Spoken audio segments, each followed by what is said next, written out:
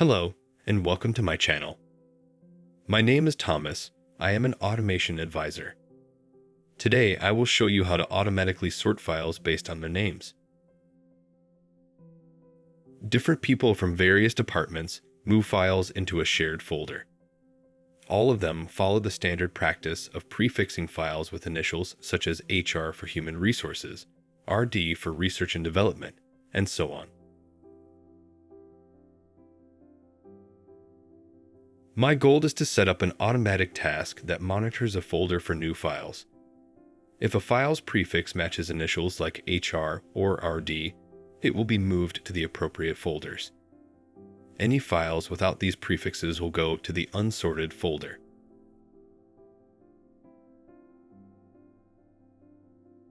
Let's start creating our automated workflow. To create the workflow, I will be using Febate Automation Workshop.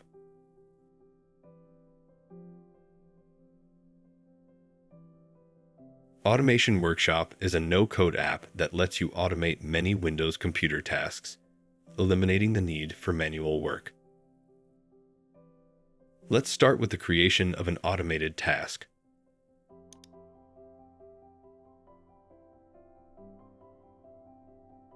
Workflows or tasks are created using the Task Creation Wizard,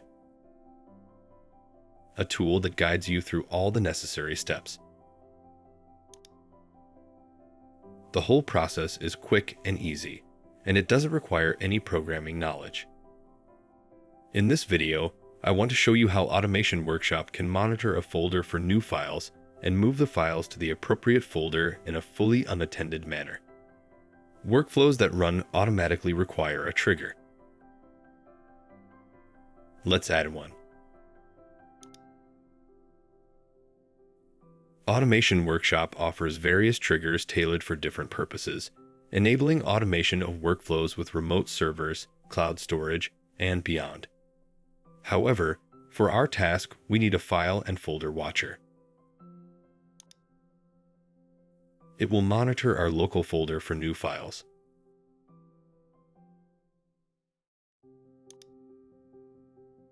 The first parameter I need to provide is a folder name that will be watched. I am typing a path with my keyboard, but you can use a browse button for your convenience. People from various departments place files in this folder on our local network. That's why it's named Shared Folder. Also, I need to sort only PDF files.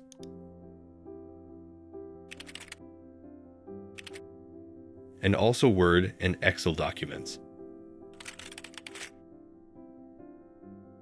Multiple file masks are separated with a vertical bar character.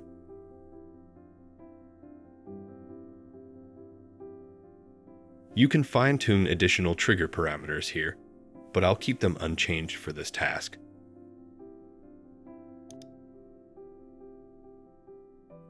Now the trigger is ready. It will run our workflow as soon as a new file will appear in the shared folder. Actions, as the basic building blocks, are responsible for carrying out the actual work like file copying.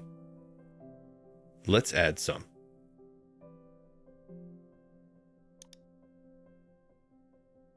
Automation Workshop offers over 100 different actions for tasks like automated file transfers, printing, and sending emails. However, for this example, I'll expand into the logic category to access the text actions.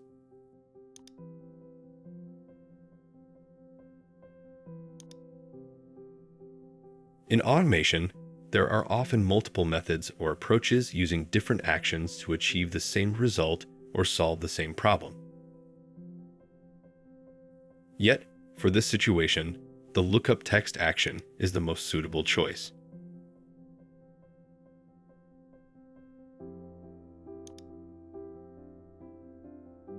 This action takes an input value, matches it against the key column, and returns the value located to the right of the key.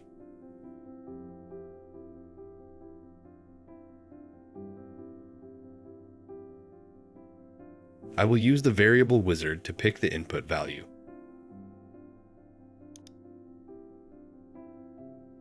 We want to use a file name of the file that was dropped in our monitored folder. This variable is available from the trigger we added in the previous step. By default, we are offered the option to use the full path and file name.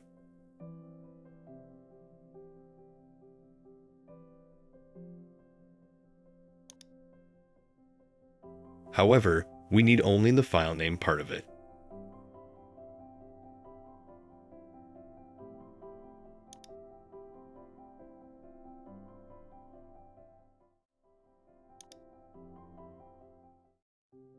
Now let's fill our lookup table.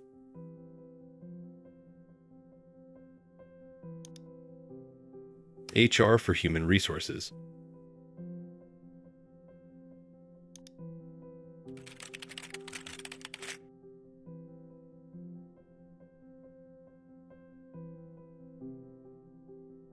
I am writing a complete destination path here, but as Automation Workshop offers a great flexibility, it is possible to specify a common prefix of the path later, but I will skip this for the simplicity of this video. Our lookup table is ready. We have defined 3 prefixes, each with its corresponding destination folder. However, sometimes our colleagues might forget to add a prefix. In such cases, I will define a fallback folder to be used when no match is found. By default, the lookup action uses exact matching.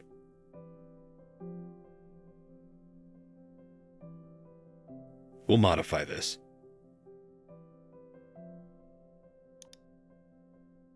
It allows for partial matches in both directions, either when a key is part of a value or vice versa. For our needs, we'll select the value starts with key option. And also, let's provide a destination path when there is no match in our lookup table.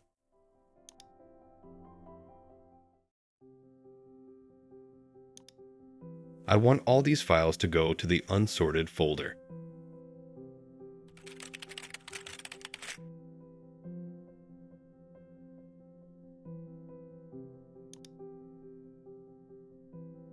We have created a logic to obtain a destination path for our file. Now let's add the file moving action. I will collapse the text and the logic categories. All file operations are located in the file and folder category. We need the move file action, as we want to transfer our file from one folder to another.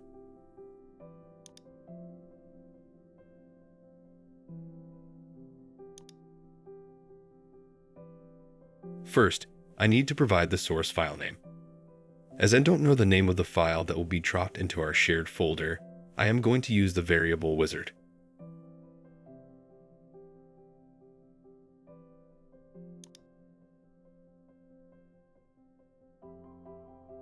The variable wizard is already suggesting that we use the full path and file name from the trigger we added in the first step. I will accept that.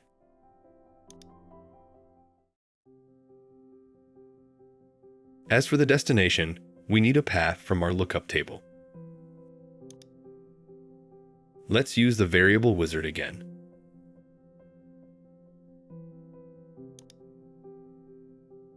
Variables from actions are located in the actions category.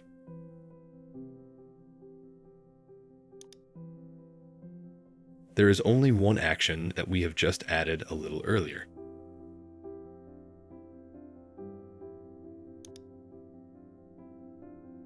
The output value is the variable we are looking for.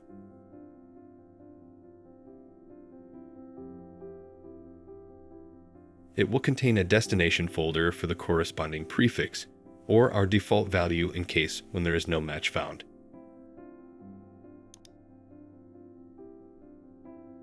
As you see, our both source and destination are filled dynamically every time our task runs.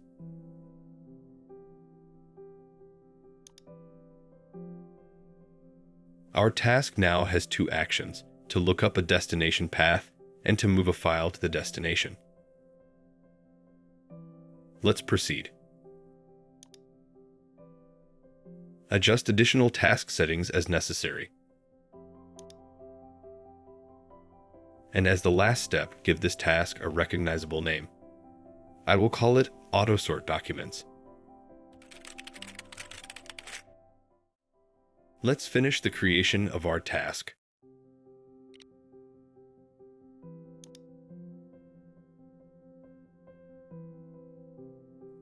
Your task is up and running. It has already started monitoring the specified location on the disk.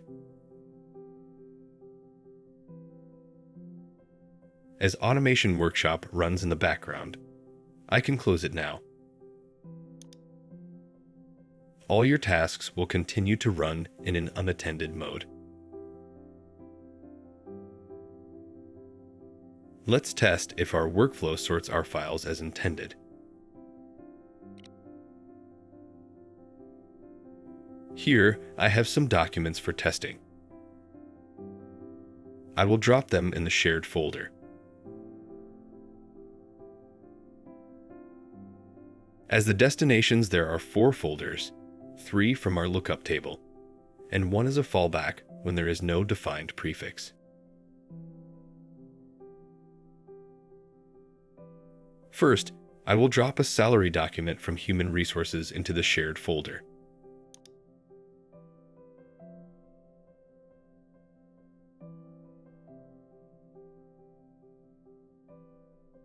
As you can see, it was automatically moved to the Human Resources destination folder.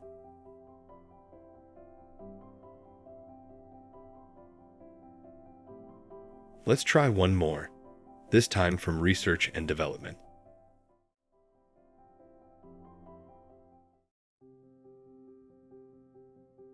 Again, it hit the correct destination folder.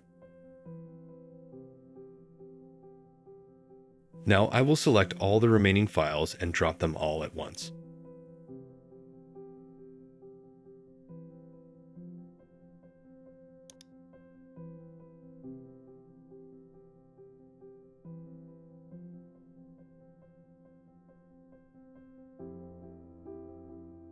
Perfect.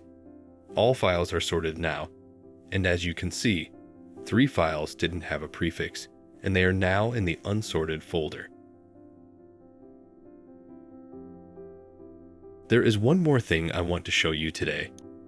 I want to demonstrate how to use a dynamic lookup table that is not defined in Automation Workshop, but rather it is taken from a text file that can be located on your local disk, network share, or even on the website.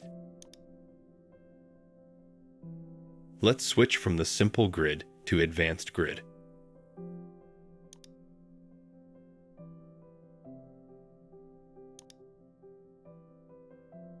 Automation Workshop has converted our tabular data into a plain text format, where each row is a line and key values are separated by a tab character.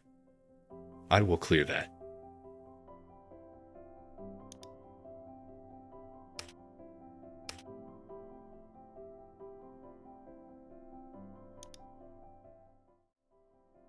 Now, the Variable Wizard offers us a lot of options.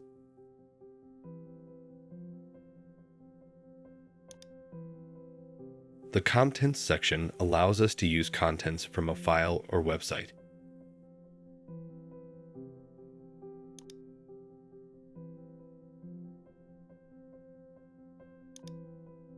You just need to provide a path and file name that points to your lookup table.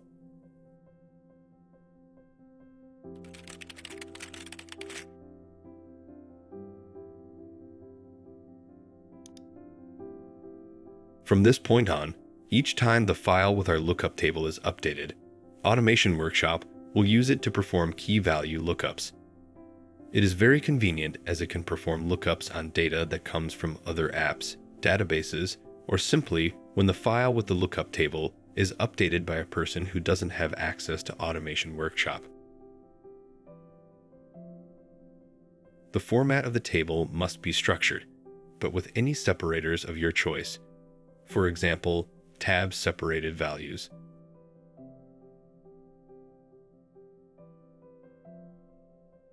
Or a simple CSV file.